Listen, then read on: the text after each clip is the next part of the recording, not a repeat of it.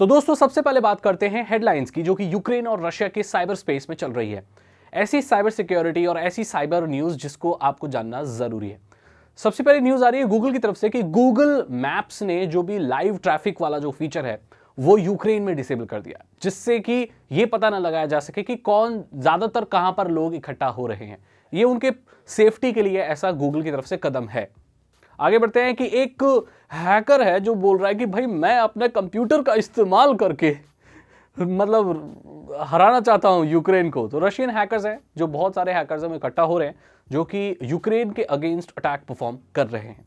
इन दोनों कंट्रीज के बीच में साइबर वॉर अभी भी एक्टिव है और यूक्रेन के हैकर्स ने रशिया के बहुत सारे स्टेट ओन्ड न्यूज चैनल्स को और बहुत सारे टीवी चैनल्स को हैक करके वहां पर अजीब अजीब गाने चलाए और मैसेज चलाया यूक्रेन की तरफ से। तो ये सारी चीजें वहां पर चलती हुई आ रही हैं। एनोनिमस ने यह क्लेम किया है कि पिछले 72 घंटों में, यानी कि 72 आवर्स में 1500 से ज्यादा रशियन वेबसाइट्स को डाउन किया गया है और बहुत सारे इंस्टीट्यूट पर उन्होंने अटैक्स परफॉर्म किए हैं। उनकी रिस्पॉन्सिबिलिटी एनोनिमस ग्रुप ने ली है। और बेलारूस के कुछ हैकर्स हैं जिन्होंने ये क्लेम किया कि भाई जो रेलवे है जहां से रशियन ट्रूप्स आ रहे हैं, उन्होंने उनको हैक करके थोड़ा सा डिले कर दिया है ताकि रशियन ट्रूप्स यूक्रेन में ज्यादा से ज्यादा एंटर ना कर पाए, वो थोड़ा स्लो हो जाए उनकी मूवमेंट। ये सारी न्यूज देखने में आई हैं और ये सारे इंटरनेशनल सोर्सेज से मैंने वेबसाइट से उठाई हैं। अब हम बात करते हैं रशियन में जो लोग हैं, रशियन लोग हैं, उनका इंटरनेट कैसे काम कर रहा है, वहां पर क्या क्या चीज रशिया साइबर स्पेस में कैसे आगे बढ़ा और क्या क्या चीजें रशिया में हो रही हैं। सुनने में यह भी आ रहा है कि रशिया खुद का इंटरनेट बना चुका है और वो बहुत ही जल्दी पूरी दुनिया से अपने आप को डिस्कनेक्ट कर देगा। यहां पर ऐसी सिचुएशन देखने को मिली जैसे नॉर्थ कोरिया में देखने को मिल रही है। अब इस चीज के बारे में मैं अच्छे से इसका एनालिसिस किया है और अच्छे से पूरी डिटेल में आपको मैं बताऊंगा। सबसे पहले देखते हैं 60% से ज्यादा जितनी भी वेबसाइट्स और एप्लीकेशन चलती हैं रशिया में, वो ज्यादातर लोकली होती हैं, मतलब वो लोकल होती हैं। ऐसा इसलिए है कि जो कुछ रशिया के कानून हैं वो जितनी भी फॉरेन वेबसाइट्स हैं, जितनी भी डोमेस्टिक वेबसाइट्स हैं, उनको फोर्स करते हैं कि आप अपना सारा डेटा रशिया में स्टोर करो। ऐसी कोई भी फॉरेन कंपनी जो कि उनके डेटा को किसी बाहर कंट्री में स्टोर करती है, वो ज्यादातर ऑपरेशनल उसको नहीं रहने देते और उसको अपने वो कंट्री में चलने नहीं देते। इसी वजह से जो 60% बहुत ज्यादा विजिटेड वेबसाइट्स हैं, जो ज्यादातर लोग विजिट करते हैं, वो रशियन वेबसाइट्स ही हैं। और मैं आपको बता दूं कि रशिया के पास खुद के अल्टरनेटिव्स हैं। जैसे कि हमारे यहाँ व्हाट्सएप चलता है, उनके यहाँ टेलीग्राम है जो कि रशिया का है। हमारे यहाँ पर फेसबुक चलता है, उनके यहाँ वी कॉन्टैक्ट है। तो अलग अलग चीज के अलग अलग अल्टरनेटिव वहां पर हैं। और अब रशिया इतने आगे बढ़ गया है, और बात कोई ज्यादा पुरानी नहीं है, ये 1.5-2 साल पुरानी बात है। उन्होंने अपना रू नेट बनाया, एक ऐसा इंटरनेट जो कि ग्लोबल इंटरनेट से अलग है और डिस्कनेक्टेड है। 2016 के आसपास रशिया के पास कोई भी ऐसा किल स्विच नहीं था जिससे वो रशिया का इंटरनेट पूरी दुनिया से डिस्कनेक्ट कर सके। इस चीज पर वहां के साइंटिस्ट और वहां के जितने भी लोग काम करते हैं, उन्होंने काम किया और ऐसा किल स्विच बना दिया।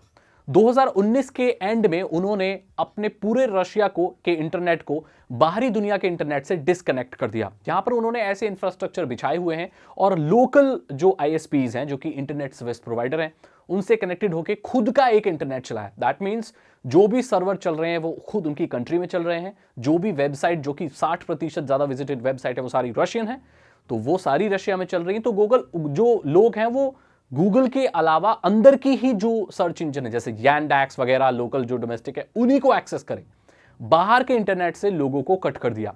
ये इसलिए है कि वो चाहे तो कोई भी न्यूज अंदर ही रख सकते हैं और बाहर नहीं जाती। आपको पता है नॉर्थ कोरिया बहुत आइसोलेटेड कंट्री है, अमेरिकन का तो वहां जाना भी मना है और वहां की न्यूज बाहर नहीं निकलती। चाइना के फायरवॉल के बारे में भी आपको पता होगा, चाइना भी बहुत क्लोज्ड एनवायरनमेंट में इंटरनेट लोगों को एक्सेस करवाता है। और ये जो वी चैट है और ये जितनी भी 5 चीजें चल रही है ना चाइना में, वो इसलिए पॉपुलर और हिट हो पाई क्योंकि बाहरी इंटरनेट से लोगों का कनेक्शन कट कर दिया।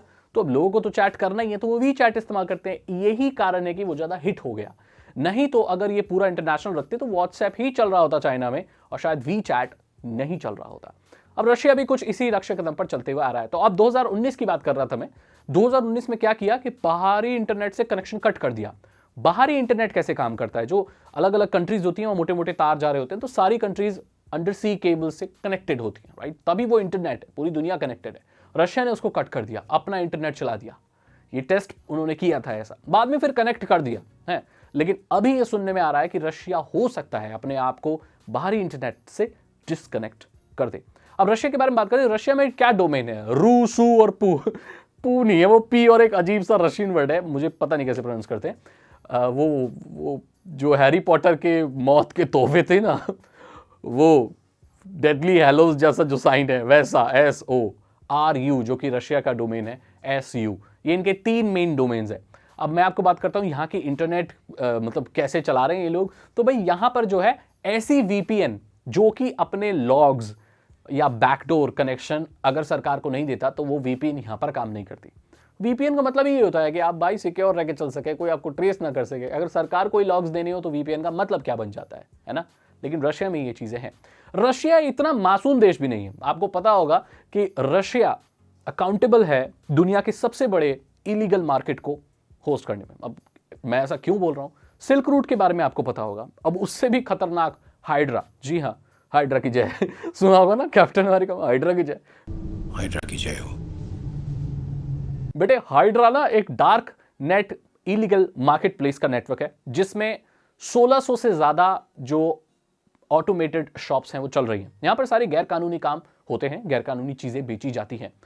और सरप्राइजिंगली रशियन सरकार इनको नहीं रोकती, क्योंकि जब तक ये सारी डार्क नेट की चीजें रशिया को करप्ट नहीं कर रही, खराब नहीं कर रही, ये दूसरे देशों को बर्बाद कर रही है, तब तक रशियन गवर्नमेंट उन पर एक्शन नहीं देती। तो बेसिकली रशिया में ये एक फ्री गेम है और इसीलिए जो डार्क नेट के कंटेंट हैं वो रशिया से बहुत आते हैं। आपको पता होगा कि रशिया के यूजर्स डार्क वेब पर बहुत ज्यादा मिलते हैं, चाहे वो फॉरेन्स हो, चाहे वो इलीगल मार्केट प्लेस हो। रशिया डार्क वेब पर सिर्फ रशिया। उसके बाद अमेरिका आता है क्योंकि काफी समृद्ध देश है, लेकिन रशिया बहुत ज्यादा एक्टिव है डार्क वेब पर। उसकी वजह यही है, रशियन सरकार सोचती है कि भाई आप बाहर के लोगों को बर्बाद करो, बच्चे को ड्रग्स बेच के, हमारे अंदर कंट्री में नहीं कर रहे हो ना, बाहर ही तो बर्बाद कर रहे हो।